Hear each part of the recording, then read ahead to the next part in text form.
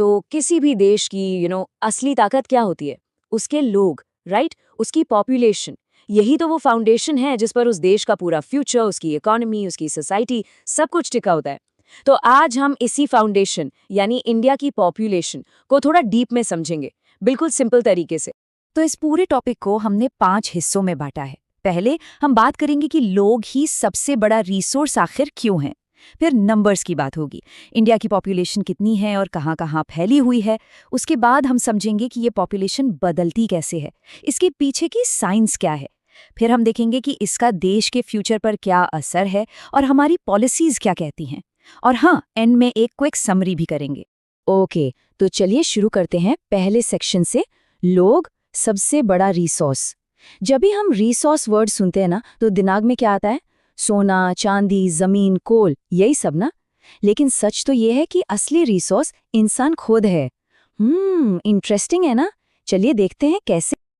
एक सिंपल सा सवाल है, अगर कोई पूछे कि एक कंट्री का सबसे वैल्यूएबल, सबसे कीमती रिसोर्स क्या होता है, तो क्या जवाब होगा? क्या वो जमीन है, सोना है या फिर नदियां? वेल, इसका जवाब है लोग, ह्यूमन बीइंग्स। पता है क्यों? क्योंकि इंसान ही है जो अपने नॉलेज, अपनी टेक्नोलॉजी से नेचर के किसी भी चीज को एक रिसोर्स में बदल देता है। जरा सोचिए, जमीन के नीचे पड़ा कोयला, वो तो बस एक काला पत्थर ही था, राइट? जब तक इंसान ने उसे जलाकर एनर्जी बनाना नहीं सीखा, तब तक वो रिसोर्स था ही नहीं। बिल्कुल, सीधे शब्दों में कहें तो इंसान ही रिसोर्सेज को बनाता है और इंसान ही उन्हें यूज करता है।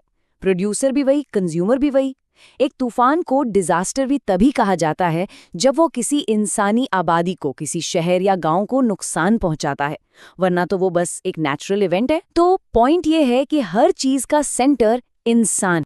तो ठीक है, अब ये तो क्लियर हो गया कि लोग कितने इम्पोर्टेंट हैं। तो अब आगे बढ़ते हैं और देखते हैं कि इंडिया में कितने लोग हैं और कहाँ रहते हैं। और हाँ, कुछ नंबर्स आपको सच में चौंका सकते हैं।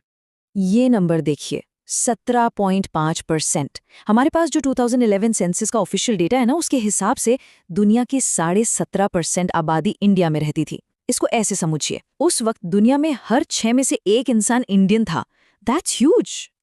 लेकिन इससे भी ज्यादा शॉकिंग बात अब आने वाली है। इतनी बड़ी पॉपुलेशन, यानी दुनिया की 17.5% आबादी रहती है दुनिया की सिर्फ 2.4% जमीन पर। अब आप खुद इमेजिन कीजिए कि हमारे रिसोर्सेज पर, हमारी जमीन पर, हमारे पानी पर कितना ज्यादा प्रेशर होगा। और हाँ, ये पॉपुलेशन पूरे देश में इवनली डिस्ट्रीब्यूटेड नहीं है, बिल्कुल नहीं।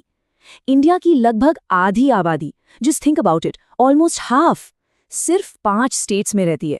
उत्तर प्रदेश, महाराष्ट्र, बिहार, वेस्ट बंगाल और उस वक्त का आंध्र प्रदेश।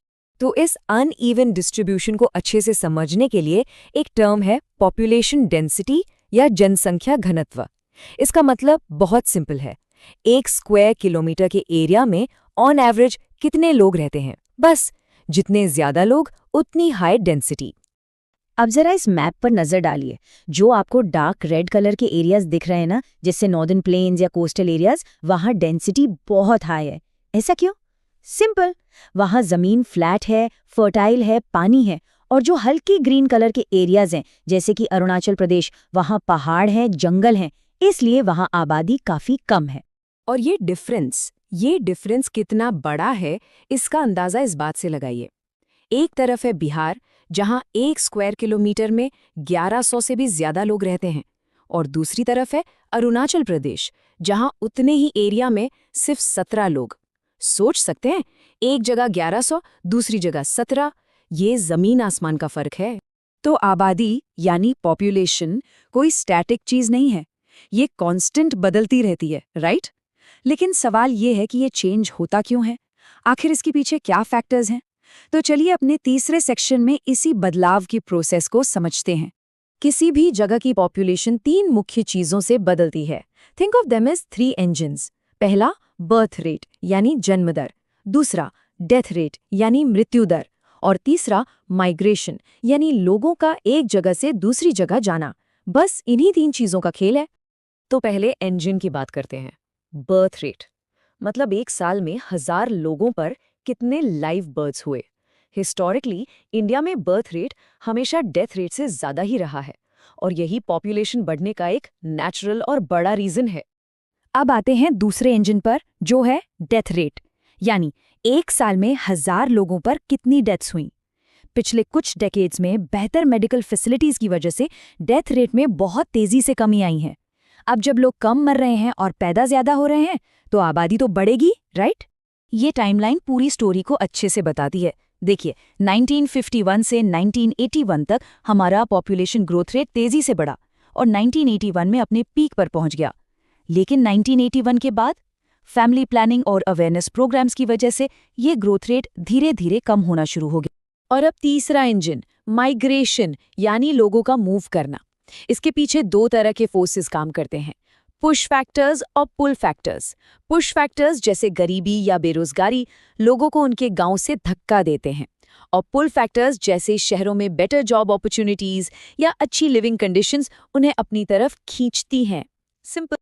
ओके, तो अब तक हमने नंबर्स देख लिए और पॉपुलेशन के बदलने के रीजंस भी समझ लिए, लेकिन सो व्हाट? इस सब का मतलब क्या है? इसका हमारे देश के फ्यूचर पर, हमारी पॉलिसीज पर क्या असर पड़ता है? चलिए अब इस पर बात करते हैं सेक्शन 4 में। एक बहुत इंपॉर्टेंट फैक्ट, इंडिया की टोटल पॉपुलेशन का 1/5 हिस्सा यानी 20% एडोलेसेंस हैं, 10 से 19 साल के यंग लोग। यही हमारे देश का फ्यूचर है, यही हमारा सबसे बड़ा एसेट है। इसलिए इनकी न्यूट्रिशन, इनकी एजुकेशन, इन सब पर ध्यान देना एब्सोल्यूटली क्रूशियल है।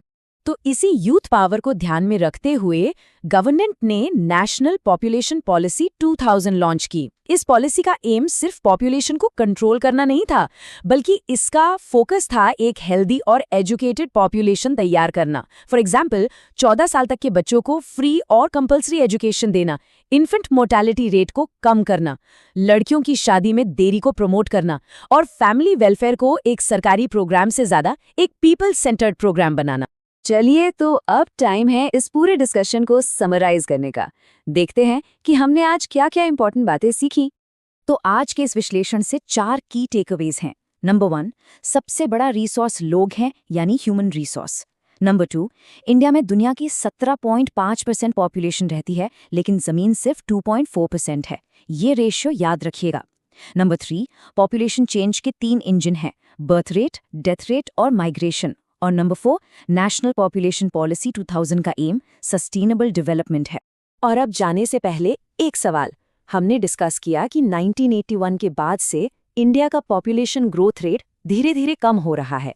तो सोचिए, इसके पीछे के सबसे बड़े कारण क्या हो सकते हैं? इस पर सोचना बहुत जरूरी है। चलिए, मिलते हैं अगले विश्लेषण में। धन्यवाद।